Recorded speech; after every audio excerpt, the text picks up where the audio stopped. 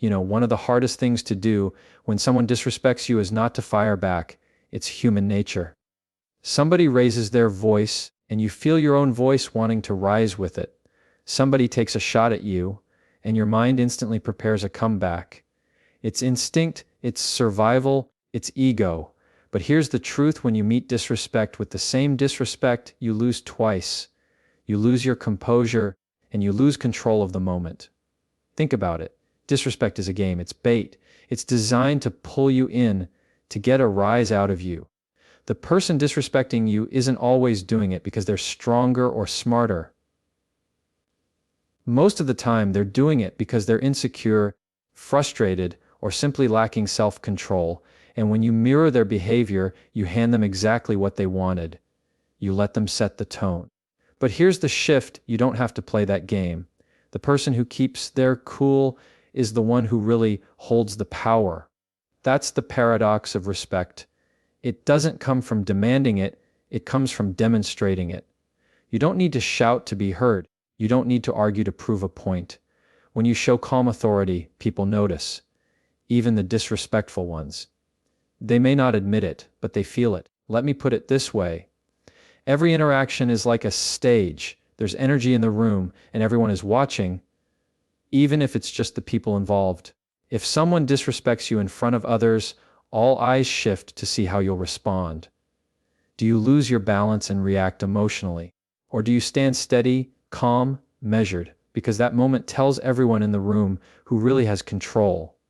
And I'll tell you something, control is respect in action. Psychologists talk about emotional regulation, the ability to feel an emotion without being run by it. It's not about suppressing what you feel. You can feel angry, you can feel hurt, you can feel offended, but you don't let those feelings dictate your actions. That's maturity. That's strength. Because the loudest person isn't the strongest, the calmest person is. Now, I know what some of you are thinking: if I don't push back, won't they think I'm weak? No, not if you do it the right way. See, staying calm doesn't mean being passive. It's not about letting someone walk all over you. It's about choosing how you show up. You can respond without matching their disrespect.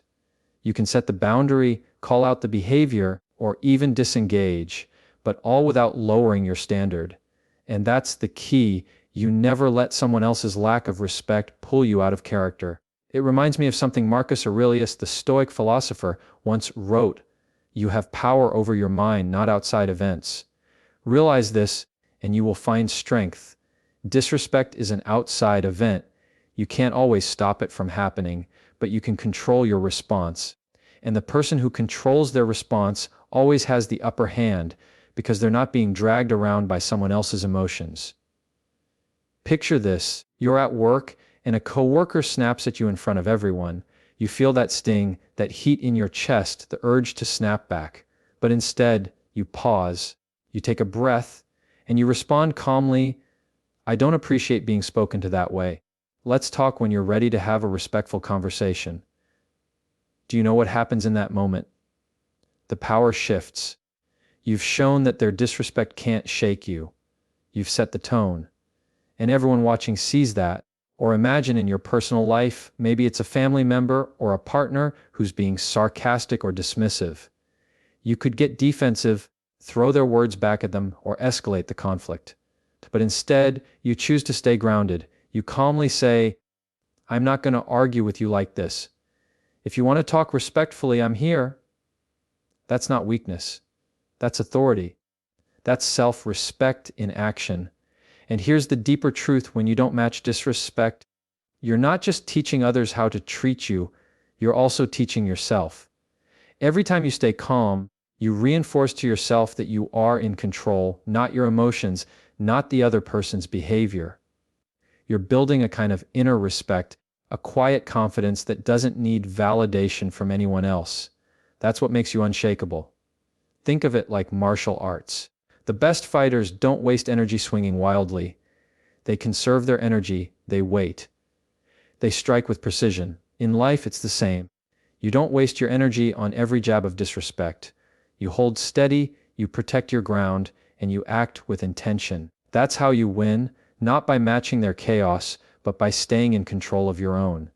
Now, I'm not saying this is easy. It's not. It takes practice. It takes discipline. It takes catching yourself in the heat of the moment and asking, what's the win here? Do I win by clapping back, or do I win by showing I can't be rattled? And when you start to make that shift, you'll notice something powerful. People begin to treat you differently. Not because you demanded respect, but because you embodied it. Disrespect thrives on reaction. It feeds off drama.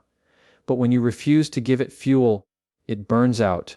The person being disrespectful is left holding their own fire, and you're standing there, calm and steady, untouched by the flames. That's how you set the tone. And here's what I want you to take away. Every time you choose composure over reaction, you raise the standard, not just for how others treat you, but for how you treat yourself. Disrespect doesn't define you. Your response does. And when you refuse to match disrespect, you prove something undeniable. That the strongest person in the room is the one who doesn't need to shout to be heard. So the next time someone disrespects you, remember this: the real victory isn't in clapping back. The real victory is in showing them that their behavior has no power over you. And when you do that, you don't just protect your respect, you earn it. If staying calm when disrespected is about holding your ground, then protecting your boundaries is about drawing the line. And this is where a lot of people stumble, not because they don't know what their boundaries are, but because they feel guilty for enforcing them. We've been conditioned to believe that saying no is rude, that standing firm is selfish, and that we somehow owe everyone an explanation for why we won't tolerate certain behavior. But here's the truth: boundaries are not selfish. Boundaries are self-respect in practice. Think about it. Every time you let someone cross your line without saying anything, you're not just allowing their disrespect, you're silently approving it. You're training them that this behavior is okay. And the human brain learns fast. If you let someone push once, they'll push again. If you let them talk down to you today, they'll try tomorrow. Boundaries aren't about building walls to keep people out. They're about building guardrails to protect your dignity. Now, here's the mistake people make. They think setting boundaries means arguing, explaining, or over-justifying themselves. But the more you explain, the more you invite debate. Boundaries don't require debate, they require clarity. You don't need to write an essay to justify why you won't accept being yelled at. You don't need to list 10 reasons why you won't tolerate sarcasm, belittling, or manipulation. A boundary is not an invitation for negotiation. It's a statement of fact. And this is where the real strength shows, because you can set a boundary without raising your voice. You can draw the line without anger. Boundaries are most effective when they're delivered calmly, firmly, and consistently. Imagine this: someone insults you, trying to provoke a reaction. Instead of snapping back or explaining why it hurt, you simply say, "I don't accept being spoken to that way." And then you hold that line. That's simple, that clear, that powerful. It works the same in personal relationships. Maybe you have a friend who constantly cancels last minute, or a family member who uses guilt to get their way. You don't need to argue or plead. You calmly say, "If this keeps happening, I'm going to step back from making plans." That's not cruelty, it's clarity. It's saying, "This is how I expect to be treated, and I respect myself enough not to settle for less." And here's where the psychology comes in. People who disrespect you will often test your boundaries not once, not twice, but repeatedly. They want to see if you're serious. They want to see if your words match your actions. If you back down the moment they push, your boundary collapses. But if you stay consistent, if your actions align with your words, they'll eventually realize there's no room to negotiate. Boundaries only work when they're enforced. Now, some people will say, "But what if they get angry when I set a boundary?" That's the whole point.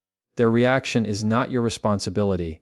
If someone gets angry at you for protecting your dignity, that anger is proof of why the boundary was necessary in the first place. Respectful people don't get offended by boundaries. They honor them. Disrespectful people resist because boundaries strip away their power. But that resistance is temporary. Once they realize you won't move, they either adjust or remove themselves. Either outcome is a win for you. let's bring in a deeper layer here. Boundaries are not only about how you handle others, they're also about how you handle yourself. Because every time you fail to enforce a boundary, you send yourself a message: my comfort doesn't matter, my peace doesn't matter, my respect doesn't matter. And that internal message eats away at your confidence. But when you enforce a boundary, even when it's hard, you send yourself the opposite message: I matter, my peace matters, my respect matters. That builds self-trust. And self-trust is the foundation of self-respect. Philosophers and psychologists agree on this point: clarity is freedom. When you're unclear with others, you live in constant frustration. When you're unclear with yourself, you live in constant conflict. Boundaries give you clarity. They draw the line between what you will accept and what you will not. And once you know where that line is, every decision becomes easier. You no longer waste energy wondering, should I tolerate this? The answer is already written in your boundary. Let's put it in real-life terms. You're at work, and your boss constantly drops last-minute tasks on you right before the weekend. Without boundaries, you feel stuck, frustrated but silent. With boundaries, you say, I can take this on, but only if it's assigned before Thursday. Otherwise, it'll have to wait until Monday. That's not disrespectful. That's professional. That's honoring your time. Or in your personal life, maybe you have a partner who jokes at your expense in social settings. Without boundaries, you laugh it off while resenting them inside. With boundaries, you calmly say afterward, I don't appreciate being made the punchline in front of others. If it continues, I'll step away from those situations. You're not attacking, you're not escalating, you're being clear. And clarity is power. Here's what makes boundaries so powerful: they shift the dynamic. Instead of reacting to someone else's behavior, you're defining the rules of engagement. You're saying, this is how I expect to be treated. If you can't meet that, I'll adjust my distance. That's not controlling the other person, it's controlling yourself. And that's all you can ever control. But let me be real, boundaries aren't easy. Especially if you've gone years without setting them. People might be shocked. They might push back. They might accuse you of changing. But that's exactly what's happening. You are changing, you're growing. You're refusing to accept less than respect. And the people who truly value you will adjust. The ones who don't, they'll fall away. And as painful as that might feel, it's actually a gift. Because boundaries don't just protect you from disrespect, they filter out the people who were never going to respect you in the first place. So remember this: every time you enforce a boundary, you're sending a signal to the world, yes, but more importantly, to yourself. You're saying, I will not trade my self-respect for temporary peace. I will not explain my worth to those who refuse to see it. I will stand on my line calmly and firmly, because that line is where my dignity lives. Boundaries don't need to be loud. They don't need to be dramatic. They don't even need to be explained. They just need to be lived. And once you start living them, you'll notice something powerful. People begin to treat you with the same respect you show yourself. So the next time someone disrespects you, don't just stay calm. Draw the line. Protect your boundary. And do it without apology, without over-explaining, without guilt. Because the moment you do, you'll realize that boundaries are not walls, they are doors.